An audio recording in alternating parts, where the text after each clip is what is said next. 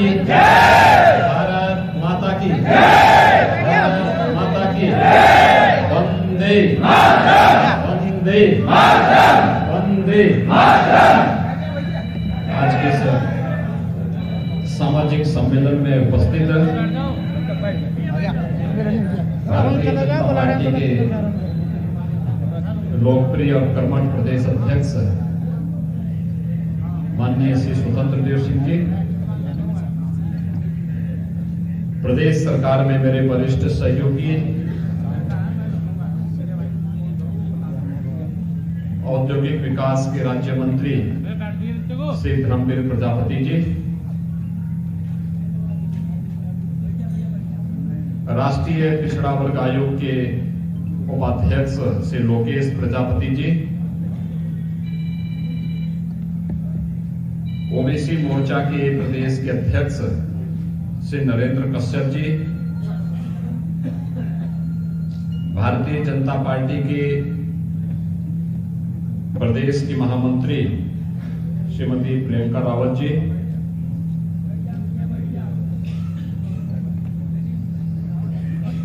प्रदेश मंत्री श्री यशपाल गोला जी, श्री ब्रज बहादुर जी, संजय भाई पटेल जी और प्रदेश के कोने कोने से यहां पर उपस्थित आज के इस पहले सामाजिक सम्मेलन में उपस्थित प्रजापति समुदाय से जुड़े हुए हमारे सभी भाइयों बहनों,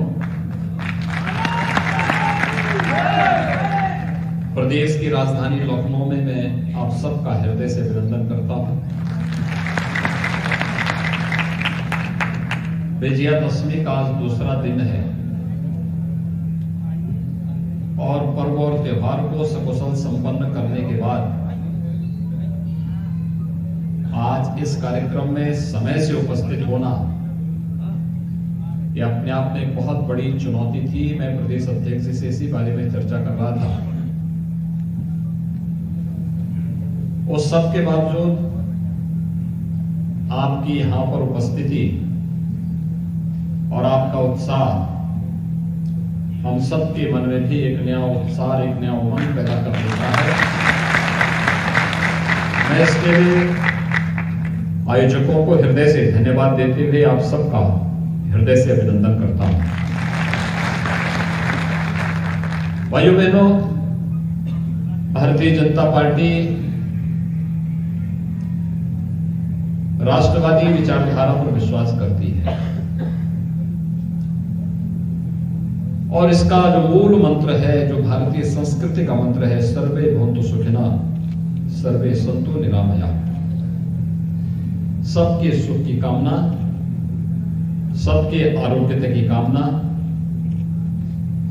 और इसीलिए प्रधानमंत्री मोदी जी ने 2013 में इस देश को एक मंत्र दिया था, सबका साथ सबके विकास का। सबका साथ और सबका विकास। जाति, मत, मजहब, क्षेत्र, भाषा के आधार पर समाज का विघटन नहीं होने देंगे। सभी के कल्याण के लिए कार्य करेंगे। वंचित, दबे कुचले लोगों की आवाज को एक आवाज देंगे, उसे आगे बढ़ने का अवसर देंगे।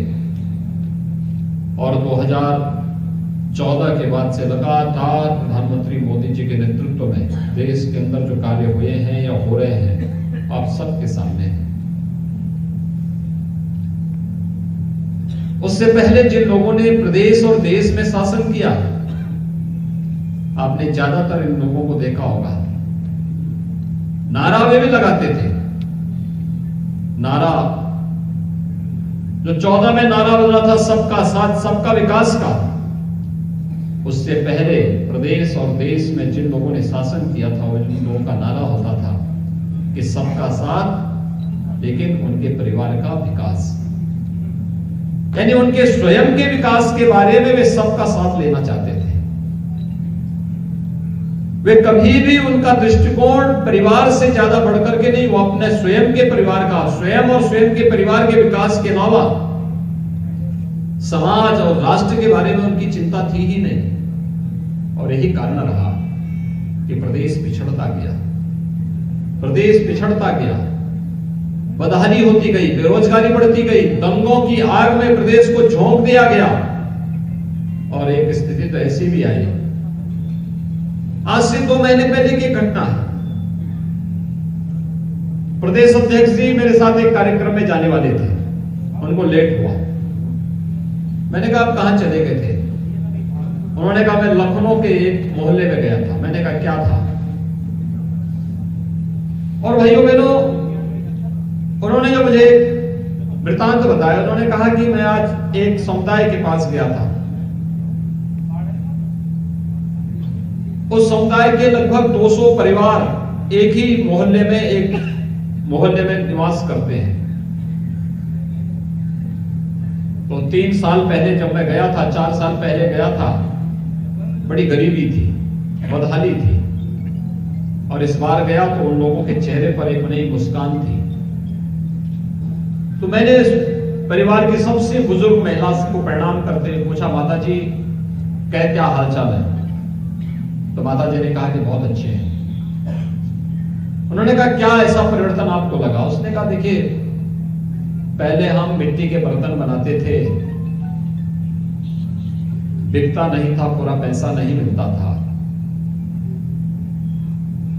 और अब सरकार ने प्लास्टिक पे बैन कर दिया, मिट्टी फ्री कर दी, हमें इलेक्ट्रिक चाक मिल गया। जो बर्तन पहले हम एक दिन में हाथ के चाक से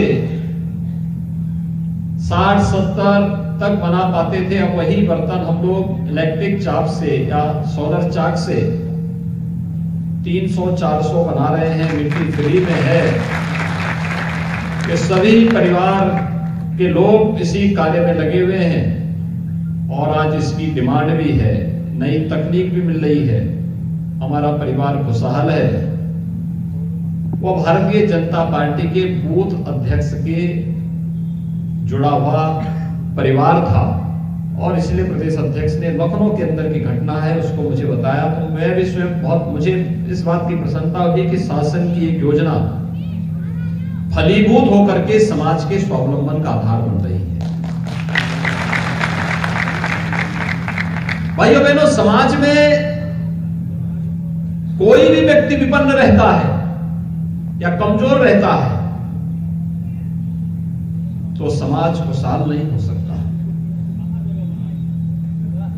हमारा ये शरीर है, हम अपने बाल में कंघा लगा लें, कितने भी अच्छी डिजाइनिंग बालों की बना ले, कितने अच्छे कपड़े पहन ले, लेकिन अगर हमारे शरीर का कोई एक अंग भंग हो जाए तो पूर्णांग नहीं कहा जाएगा। अच्छे वस्त्र से नहीं, अच्छी सुविधा से नहीं, बल्कि उस प्रकार की स्थिति दिखनी भी चाहिए। ऐसे ही समाज की स्थिति है। समाज की खुशहाली का आधार तब बनता है जब समाज के हर एक तबके के पास स्वयं के स्तर पर, और जहां स्वयं के स्तर पर कोई कमी है या कोई कमी रह गई है तो शासन के स्तर के सहयोग के माध्यम से उस व्यक्ति के जीवन में कुछ परिवर्तन लाया जा सके। और भाइयों बहनों, प्रधानमंत्री मोदी जी ने विगत 7 वर्षों के दौरान देश के अंदर यही एक अभियान चलाया, आवास सबको, शौचालय हर एक परिवार को, जिनके पास शौचालय नहीं उनको शौचालय मिलेंगे, बिजली सबको। बिजली में पहले भेदभाव होता था। 2017 के पहले उत्तर प्रदेश के अंदर आवास गरीबों को नहीं बन रहे थे। आज हम लोग ग्रामीण और शहरी क्षेत्र में 42 लाख लोगों की आवास बना रहे हैं, उनको प्रधानमंत्री आवास योजना और मुख्यमंत्री आवास योजना के साथ जोड़ रहे हैं। 2017 के पहले स्वच्छ भारत मिशन के अंतर्गत गरीबों के शौचालय नहीं बन पा रहे थे। आज 2,61,00,000 गरीबों के शौचालय बनाने के बाद अब ग्रामीण क्षेत्र में सामुदायिक शौचालयों के निर्माण का कार्य भी हो रहा है। पहले बिजली 4 जनपदों में मिलती थी, 75 जनपदों में 4 जनपद में बिजली, बाकी 71 जनपद अंधेरे में रहते थे। आज भाइयों बहनों, आपने देखा होगा कोयला का संकट वर्तमान में आया है। जो कोयले की खदान थी वहां पानी भर गया भारी बरसात के कारण, लेकिन तब भी 1 यूनिट बिजली हमें 22 रुपए की पड़ रही, तब भी हम बिजली खरीद रहे हैं, लेकिन पर्व और त्योहार में अंधेरा नहीं होने देगा। आपने देखा होगा पूरी बिजली सब हर जगह सप्लाई की जा रही, जबकि सामान्य दिनों में यही बिजली हम 7 रुपए में खरीदते थे। लेकिन पर्व और त्योहार आपका फीका न बनने पाए, इस दृष्टि से बिजली खरीदनी है, गरीबों के घरों में रोशनी देनी है और उनके उत्साह और उमंग को तेजी के साथ आगे बढ़ाते हुए इस आयोजन को और अच्छे ढंग से आगे बढ़ाना है। भाइयों बहनों, 2017 के पहले उत्तर प्रदेश के अंदर कोई पर्व और त्योहार आता था, भाई आखिर मुझे याद है विगत वर्ष अयोध्या में मैं दीपोत्सव के कार्यक्रम के लिए जा रहा था। लखनऊ में सूक्ष्म लघु मध्यम उद्यम विभाग ने एक एग्जीबिशन लगाया था, प्रदर्शनी लगाई थी माटी कला बोर्ड की, और गोरखपुर के प्रजापति समुदाय से जुड़ा हुआ एक परिवार आया था। वह यहां पर अपना सामान लेकर के आया था और उस समय वह एक दीप स्टैंड मेरे पास मुझे देने के लिए लेके आया मुख्यमंत्री आवास को। तो मैंने तो संकोच के मारे पूछा, मैंने कहा भैया क्या कुछ बिका भी? उसने कहा हाँ, जिंदगी में इतनी बिक्री मेरी कभी नहीं हुई जितनी इस बार हो रही है। मैंने कहा कैसे? उसने कहा 8 लाख का सामान बेच चुका हूं। और मैंने कहा स्टैंड? उसने कहा नहीं तो आपको देने के लिए लाया हूं। मैंने कहा इसकी कीमत क्या है? कहा 25,000 रुपए। तो मैंने कहा 25,000 रुपए आप क्यों फालतू कर रहे हैं? कहा साहब इतना प्रॉफिट तो मुझे कभी हुआ ही नहीं था जितना हुआ है, और इसलिए मैं देने के लिए लाया। आप सोच सकते हैं क्या भाव है। और यह पर्व और त्योहार ये तो पैसे कमाने के माध्यम बनते थे, व्यापक पैमाने पर खरीदारी होती है। पहले चीन से, अभी जब मैं मंच में था, धर्मवीर प्रजापति जी ने और लोकेश जी ने मुझे लक्ष्मी गणेश की प्रतिमा भेंट की, मुझे भी प्रदेश अध्यक्ष जी को भी। कितनी शानदार मूर्ति है, कितनी शानदार मूर्ति है। मूर्ति दर्शनीय है, देखने लायक है, व्यक्ति के मन में एक उत्साह जमकता है, एक ऊर्जा का संचार होता है, अपने देवी दर्शन के साक्षात अनुभव वहां पे होते हुए दिखाई देते हैं। इससे पहले ये मूर्ति कहां बनने लग गई थी? चीन में। चीन नास्तिक देश है, लेकिन वो लक्ष्मी गणेश की मूर्ति बनाने लग गया था। और वह मूर्ति भी ऐसे कि न उसका चेहरा है, न हाथ पैर है, यानी बिल्कुल बेढंगी मूर्ति बनाते थे। और मार्केट में मनमाना वसूली करके मुनाफा कमा के हो जाता था। हमारा प्रजापति समुदाय का भाई चुपचाप बैठे रह करके तमाशा देखता था। उसके पास काम नहीं होता था, उसके पास डिजाइनिंग नहीं होती थी, वो मिट्टी के लिए तरसता था, उसको ये लोग परेशान करते थे और उसमें हर प्रकार का उसका शोषण होता था। और तब हम लोगों ने माटी कला बोर्ड का गठन 2017 के बाद आने के बाद मुझे याद है जब माटी कला बोर्ड का गठन किया गया था, धर्मवीर प्रजापति जी को और अन्य उनके साथ जुड़े हुए सभी बंधुओं को बुलाया गया कि भैया इसका गठन होना कैसे चलेगा। धर्मवीर जी तो मुझे हर बार मिट्टी के कुछ नए मॉडल दिखाते थे कि इस बार हम लोगों ने बनाया, इस बार ये बनाया, इस बार इस ढंग से आगे बढ़ा रहे हैं इस कार्यक्रम।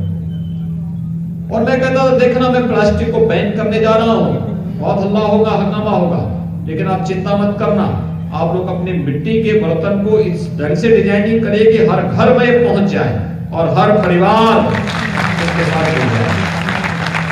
क्योंकि प्लास्टिक तो बीमारी का कारण है, ये मनुष्य की भी बीमारी का कारण है, हमारी गौ माता की मौत का कारण भी है, और पर्यावरण को भी यह प्रदूषित करता है, इस धरती माता की बीमारी का कारण भी है।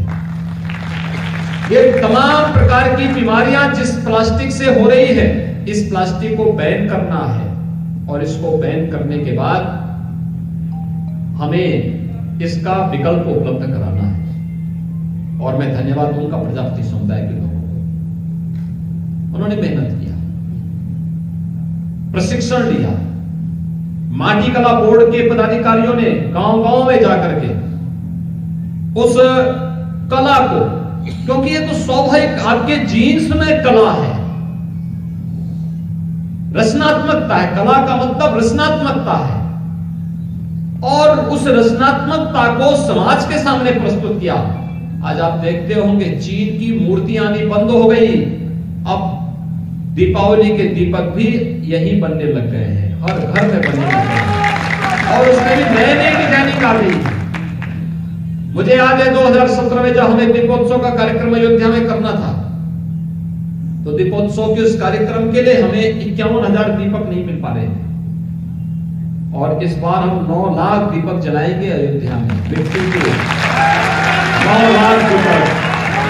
और एक अयोध्या और उसके आसपास के जुड़े हुए प्रजापति समुदाय के लोग ही बना रहे हैं सभी दीपक। सरकार उनसे खरीदेगी, फिर दीपक जलाने का काम करेगी। मिट्टी पहले वर्ष दिक्कत हो रही थी, उससे पहले क्योंकि सरकारों ने तो सभी तालाब पोखरों पे कब्जा करवा दिया था। मुझे याद थी, मेरे पास गोरखपुर के प्रजापति समुदाय से जुड़े हुए लोग आए थे एक बार, टेराकोटा का बहुत अच्छा काम करते हैं। उन्होंने मुझे बताया था एक बार कि गांव की मिट्टी जहां से लोग लेते थे, सपा सरकार ने उसका पट्टा किसी दूसरे को कर दिया है, अब वो मिट्टी नहीं निकालने देता है।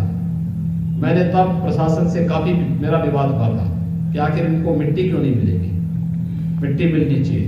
और हमारी सरकारें, हमने कहा अप्रैल से जून तक फ्री में हर तालाब प्रजापति समुदाय के लिए फ्री में मिट्टी निकालने के लिए, और कोई रोक टोक नहीं है, मिट्टी को इकट्ठा करके रखें और उसमें जरूरत के हिसाब से बर्तन बनाएं।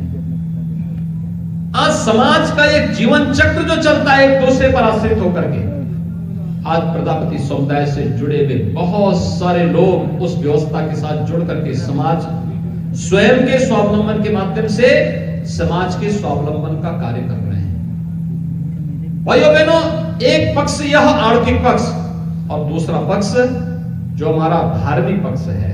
पर्व और त्योहार आते थे, जब कमाई करनी है, जब आस्था का सम्मान करना है, तब प्रदेश में कर्फ्यू लग जाता था। कर्फ्यू, दंगा, बड़े बड़े दंगे, क्योंकि पिछली सरकार की फितरत ही दंगों में थी। वे दंगाइयों को प्रश्रय देती थी, वे दंगाइयों को हर प्रकार से प्रश्रय देकर के आगे बढ़ाने का कार्य करते थे। और प्रदेश में दंगों से बहुसंख्यक समाज प्रताड़ित तो होता था, झूठे मुकदमे दर्ज होते थे। जो मूर्ति बनाता था उसकी मूर्ति नहीं बिकती थी, जो दिया बनाता था उसके दिया तोड़ दिया जाता था, और उसके बाद पर्व और त्योहार को अंधेरे में धकेल दिया जाता था। लेकिन भाइयों बहनों, विगत 4.5 वर्ष के अंदर आपने देखा होगा उत्तर प्रदेश में एक भी दंगा नहीं हुआ, और दंगाइयों को पहले दिन से संदेश दे दिया गया, अगर दंगा करोगे तो अगली 7 पीढ़ी का पट्टा लिख करके जाना जो भरपाई करती रहेगी। और भाइयों बहनों, दंगा नहीं हो सकता प्रदेश में। पर्व और त्योहार किस खुशी के साथ मनाए जा रहे हैं। कल ही आपने देखा होगा उत्तर प्रदेश के अंदर, मैंने पूछा भी कितनी जगह मूर्ति रखी जाती है, तो मेरे पास जो सरकारी डाटा आए थे वो आए थे 41,000 स्थानों पे। आप सोचिए 41,000 मिट्टी की मूर्तियां रखी जाती हैं इतने स्थानों। ये तो रिकॉर्डेड है, और जो बिना रिकॉर्ड के इसकी संख्या कई ज्यादा है।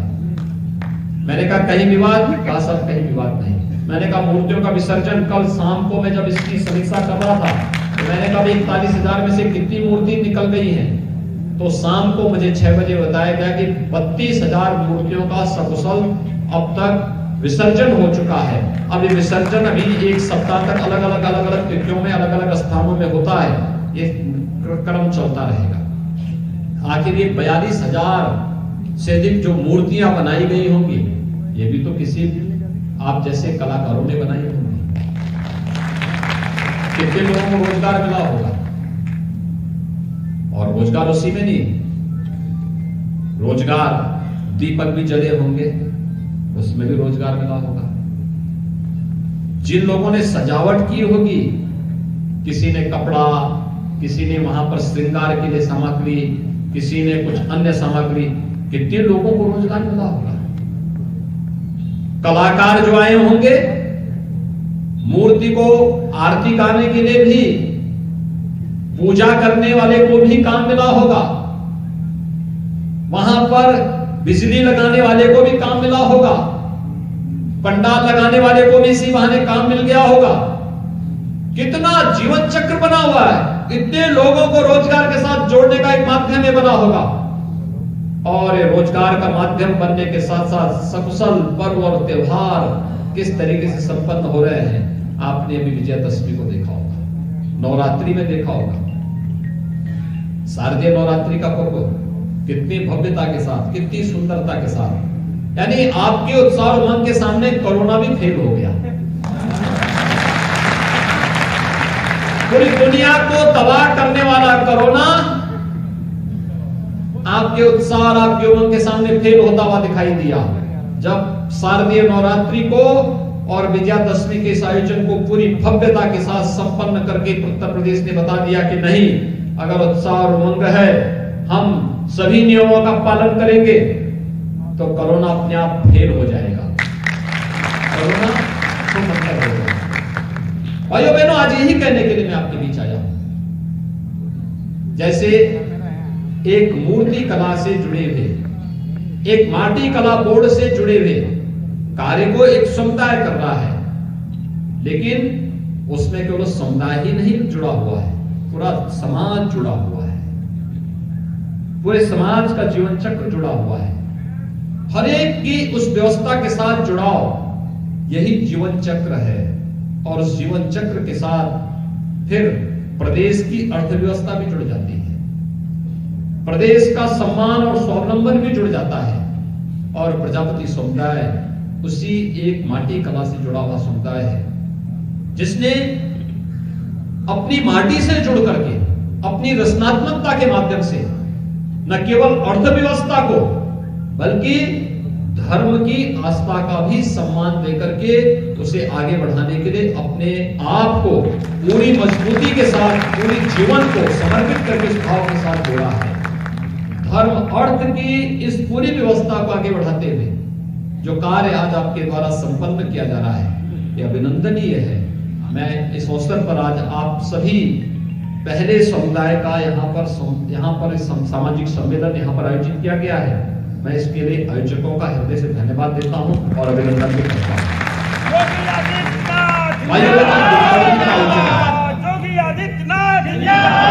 और दीपावली के इस आयोजन के साथ हम सबको भव्य आयोजन करना है।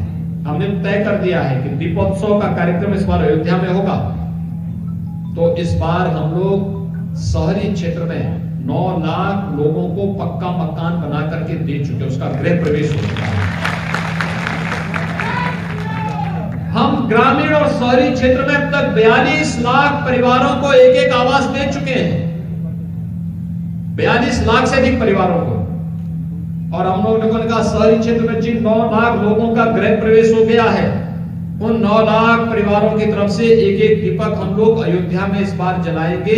अयोध्या में दीप प्रज्वलन होंगे, 9 लाख दीप प्रज्वलन केवल अयोध्या में होंगे। और उन सभी 42 लाख घरों में भी एक दीपक जलेंगे, जिनको हम लोगों ने अब तक एक आवास उपलब्ध कराएंगे। और हम लोगों ने तय किया है मिट्टी के दीपक ही हर जगह जलने चाहिए, मिट्टी के दीपक। सजावट के लिए लोग लड़ियों को ला करके अपना लगा ले, लेकिन अगर घर के अंदर लक्ष्मी का वास होना है तो लक्ष्मी के वास के लिए चाहिए कि मिट्टी के दीपक हम जलाएं और उसी में लक्ष्मी ही विराजमान होती है। और इस अभियान के साथ जुड़ना है। दूसरा, दीपावली के अवसर पर हमें एक कार्यक्रम को और देखना है। याद रखना, लक्ष्मी गणेश की मूर्ति बाहर से, विदेश से नहीं आनी चाहिए, बल्कि ये मूर्ति आप ही के कलाकारों के द्वारा, आप ही के बीच से, माटी कला से जुड़े हुए लोगों के माध्यम से बननी चाहिए। हम लोगों ने स्वयं, अगर मैं आपको डाटा उपलब्ध कराऊं तो पिछले 3 सालों के अंदर प्रदेश के अंदर हम लोगों ने माटी कला बोर्ड से जुड़े हुए एक बड़ी संख्या में लोगों को प्रशिक्षण दिया है। और ये प्रशिक्षण के माध्यम से यहां पर हम लोगों ने लगभग माटी कला बोर्ड से जुड़े हुए जो शिल्पकार हैं, इन लोगों को यहां पर 40,000 कारीगरों को हम लोगों ने चिन्हित किया है, जिनमें से अब तक 5,261 को हम लोगों ने चाक वितरित किए हैं। 35,000 के निःशुल्क मिट्टी के पट्टे उपलब्ध कराए हैं और 3,000 से अधिक कारीगरों को अब तक हम लोगों ने आधुनिक तकनीक के साथ, नई डिजाइनिंग के साथ उनके प्रशिक्षण के कार्यक्रम को भी उपलब्ध कराया है और बैंक से लोन देने की व्यवस्था के साथ साथ शासन स्तर से भी मार्जिन मनी उन्हें उपलब्ध करवाने की कार्रवाई अब तक प्रदेश के अंदर किया है। भाइयों बहनों, काफी बड़ी संभावनाएं यहां पर है। कारीगरों को दिया मेकिंग मशीन उपलब्ध कराने, कंप्रेसर पेंटिंग मशीन, पग मिल, पीओपी डाई, ये सभी उपलब्ध भी इसके साथ उपलब्ध कराई जा रही है। और मेरा ये मानना है कि यह अर्थव्यवस्था के साथ साथ आस्था का भी एक बहुत बड़ी सम्मान की कार्य इस समुदाय के द्वारा किया जा रहा है। आज के इस अवसर पर भाइयों बहनों, मैं आप सबसे अपील करना चाहूंगा कि सरकार ने अपने स्तर पर प्रयास प्रारंभ किए हैं और उस प्रयास के क्रम में हम लोग इस बारे में मानते हैं अभी बहुत कुछ किए जाने की आवश्यकता है, बहुत कुछ किए जाने की आवश्यकता है और सरकार ने उसी व्यवस्था के साथ आगे बढ़ाया है। आप सब जानते हैं 2015-16 में प्रदेश के गरीब बच्चों की छात्रवृत्ति नहीं दी गई। हमारी सरकार आई, हम लोगों ने पूर्व दशम में, विगत 4 वर्षों के मैं आंकड़े उपलब्ध कराऊं तो पूर्व दशम में 30,63,085 छात्र छात्राओं को 627 करोड़ 49 लाख रुपए की छात्रवृत्ति अभी तक हम लोगों ने वितरित कर दी है।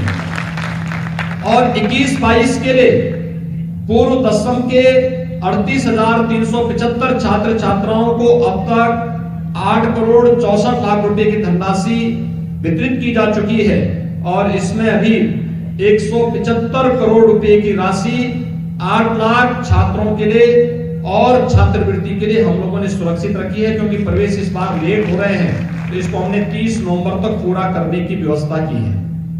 दसमोत्तर छात्रवृत्ति में भी विगत 4 वर्ष में अब तक हम लोगों ने 69,18,683 छात्र छात्राओं को 5,378 करोड़ 75 लाख रुपए की छात्रवृत्ति और शुल्क प्रतिपूर्ति की राशि उनके खातों में सीधे उपलब्ध कराई है।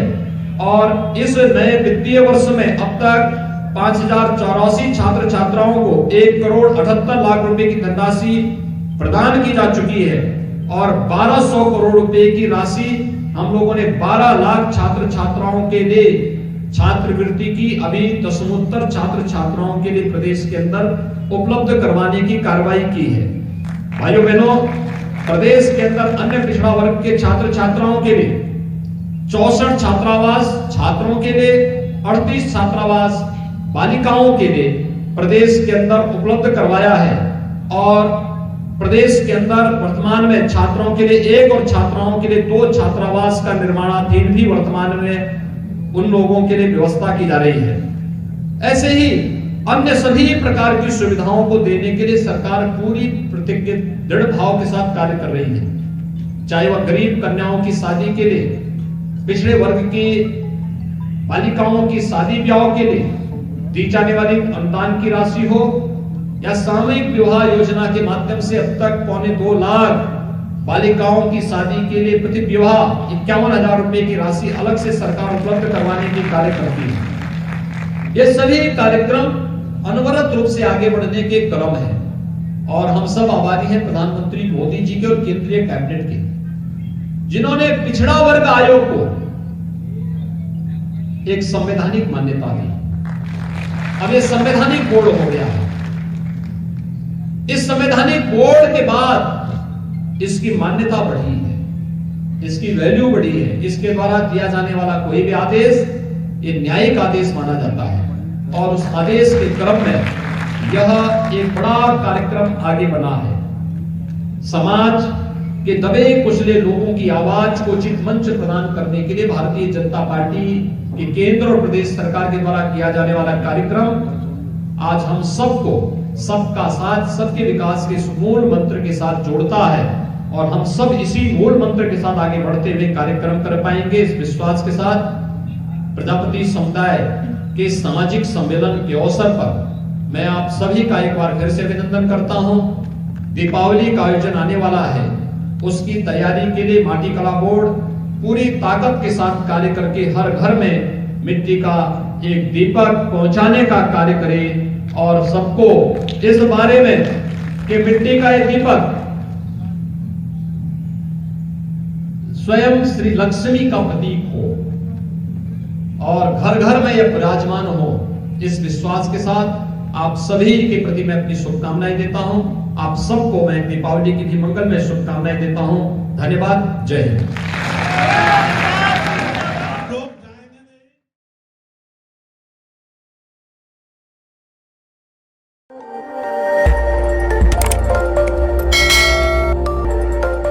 खबर आपकी, नजर हमारी। देखते रहिए आई इंडिया।